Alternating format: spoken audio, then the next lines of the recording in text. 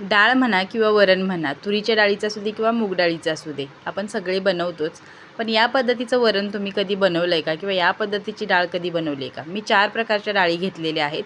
तूर डाळ, मूग डाळ, मसूर डाळ आणि सालाची उडीद डाळ. तुम्ही चण्याची डाळ घेतली तरीसुद्धा चालते. डाळ छान धुवून कुकरला लावून शिट्ट्या करून घ्यायच्या. पाणी घालून छान घोटून घ्यायची डाळ. नंतर एका भांड्यामध्ये तेल घालायचं. मोहरी, जिरं, कढीपत्ता, लसूण घालायचा ठेचून, बारीक चिरलेली मिरची, हिंग, मीठ घालून छान परतून घ्यायचं. थोडंसं टोमॅटो घालायचं, ते सुद्धा चांगलं परतून घ्यायचं. नंतर याच्यामध्ये हळद आणि थोडीशी मिरची पावडर घालायची.